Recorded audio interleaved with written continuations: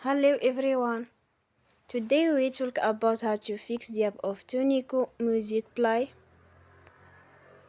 We will go to settings, then we click on apps. After that we search the app Tunecho Music Play and we click.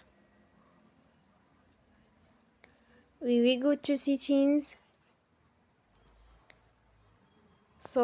They will on for stop. After that we will go to storage.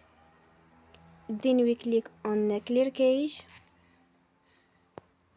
You will go to Play Store and you will update your app.